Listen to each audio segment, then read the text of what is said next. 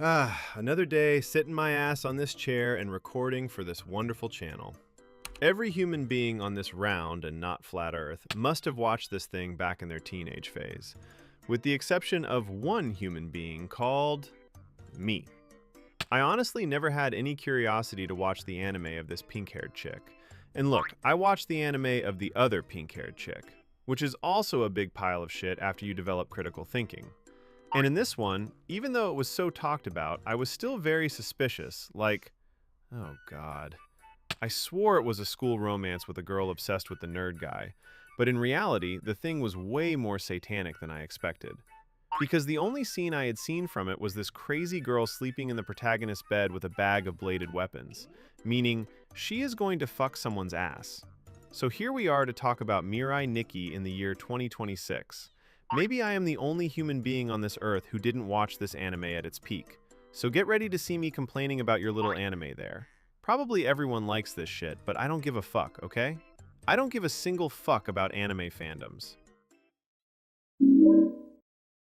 Well, we start by meeting our protagonist called Yuki, the type of character you forget. This shit looks like a side character. A lonely and shy kid who prefers to observe the world instead of socializing with it. The kid is also highly depressive to the point it's disgusting, and to make his situation worse, the kid's biggest hobby is writing in his diary, a really very masculine activity. And when you think it can't get worse, the kid still has two imaginary friends. I even know who they must be, the right hand and the dick. But right after that, he ends up discovering that, in fact, those two imaginary friends are real. And one of them is a god who wanted to put Yuki into a survival game, turning his cell phone into a future diary, where he can see events 90 days in advance. Yuki thinks it must be something in his head, but it wasn't. He realizes it, and then, instead of being scared, he's like, yeah. He starts using the diary for his own benefit. Everyone would do that, I don't even know why I'm complaining. But at the end of class, he realizes he wasn't the only student with this power. And then a pink-haired girl called Yuno starts running after him, and the kid panics. Fuck, she's going to fuck my ass. But out of nowhere, she gives him a big kiss, and we find out she is another diary holder, meaning she's not going to fuck his ass, at least not yet. Anyway, the fact is that there is a diary user wanting to kill Yuki, and Yuno also came to stop that because she was seeing his entire future through her diary. And it's a future diary of love, capable of showing Yuki's future every 10 minutes. And calm down because I'll explain this shit. In the survival game I mentioned, all diary users are trying to kill each other until only one remains. That's it. If you have a diary, your life is directly linked to it. So if it breaks, you're done, buddy. And there was a guy looking for Yuki wanting to send him to hell. But Yuno came to save him using her diary, giving the idea to kill the guy. And that's what they do. Yuki hits his diary. Yuki hits the guy's diary and sends him to hell, okay? Then he goes to talk to his imaginary friend, who is basically the Jesus of this world, where he explains that there are 12 diary users. 11, actually. One of them hell just took. And the game is simple. Whoever is the only survivor becomes God. So the game really begins. And even without knowing each other's faces, the other 10 will focus on Yuki, because he managed to survive and kill a user alone. They just don't know that Yuki, right? Yuno, in this case, helped him. Then when the meeting ends, Yuno says he can relax, that she will protect him. All of this with a horny as fuck voice. Who will be the survivor of this slaughter saga? We will see in 5 seconds.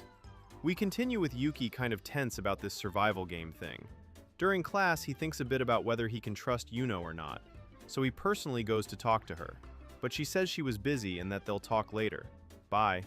And then after class, a purple-haired girl appears in the room asking for help. But actually, she was there to kill Yuki, because she is also a crack user. Just kidding, she's just a diary user. It has nothing to do with crack.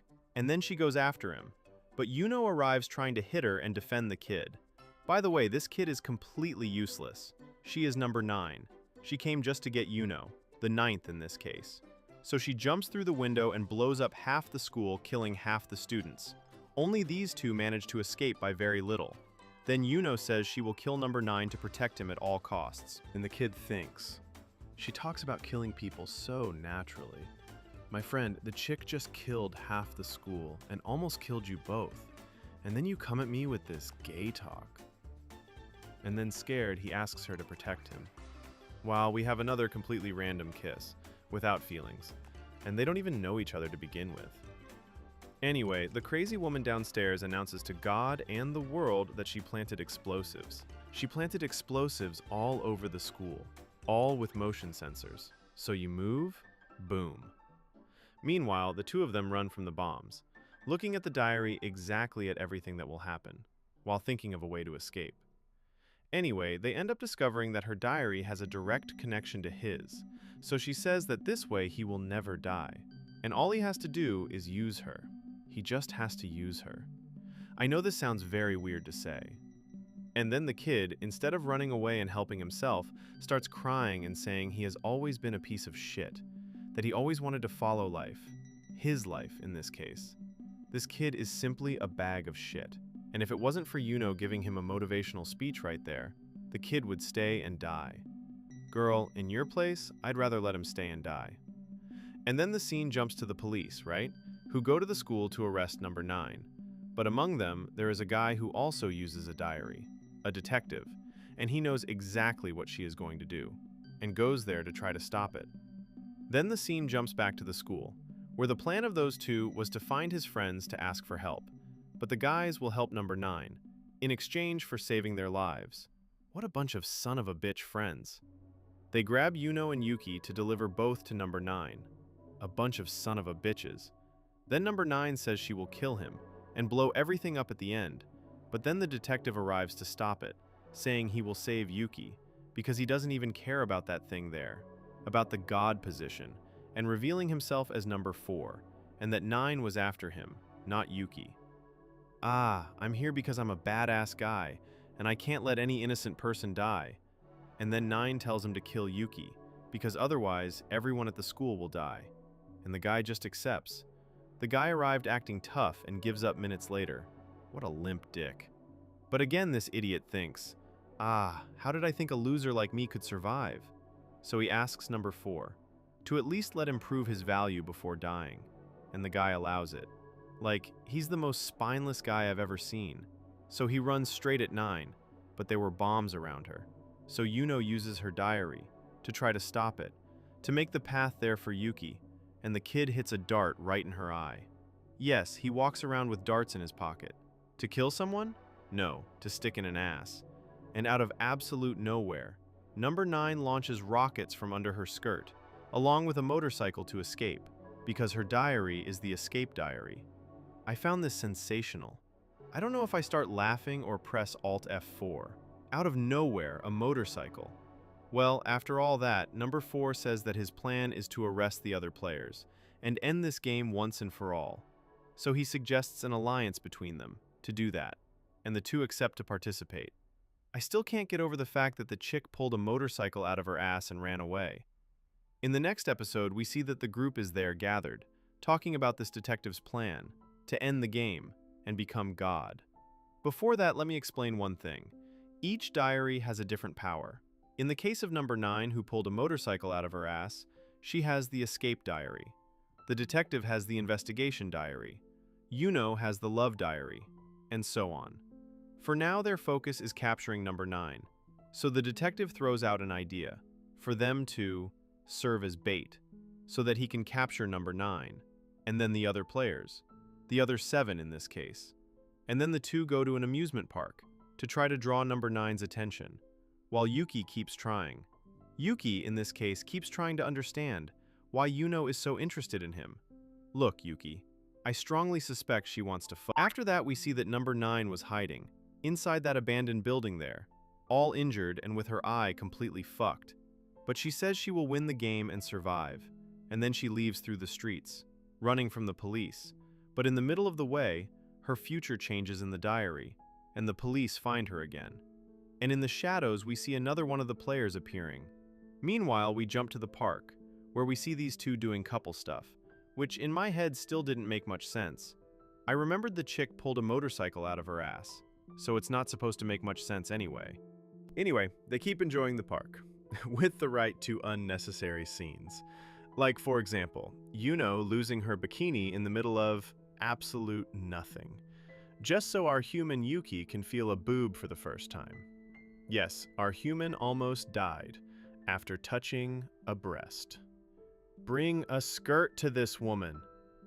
Then Yuno invites him to go to a planetarium, but the kid responds dryly, no. And then they go to a Ferris wheel, for Yuki to finally ask why Yuno likes him. But she responds with another question, like, why didn't you want to go to the planetarium? Since she knew he likes stars. And she knows that because about 10 years ago, she helped him with an essay where he said that to her, and she promised to marry him. And the kid accepted, but only when they are adults. Yes, the strange relationship of these two is supported by a 100% convenient flashback. Yuki asks if she was hiding anything else, in secret there, like confidential. So she gives him another kiss, and answers that it's a secret. Wow, that is actually romantic. Well, they go back home. Yuno invites Yuki to stay a bit at her house. While on that same night, the detective goes to check if everything was okay with them, to see if number 9 wouldn't show up. But in the meantime, she was still running from the police, until that guy appears, helping her. Probably the same one I mentioned earlier. The guy takes her to the middle of a cabin, saying she doesn't need to worry, but he tricks her, asking for the name of the first player, which in this case is Yuno. All of this while he rips out the eye that Yuno pierced. We return to Yuno's house, where we see that our human is looking for a bathroom. He explores the house until he finds a dreadful room, and after he opens this door, we see that that realm, where the god of the game lives, begins to collapse. With him saying that an impossible miracle happened, that everyone's future will change, just because of this door that Yuki opened. And in that same scene, Yuno appears behind him crying, saying that everything was going so well, and asking why he had to open that door. Then the kid runs back home, because apparently Yuno killed people, and was hiding their bodies in the room. In that room. And then she appears at his door, saying, "Good dreams, Yuki." And well, I'll stop here. Honestly, I can't judge the anime up to this point. I know everyone is talking shit. Like everyone talks shit about this. And maybe I understand why. It's kind of goofy up to where I watched. But I won't follow trends, just because everyone is talking shit. Or everyone talks shit. Anyway, that's it. Subscribe and bye.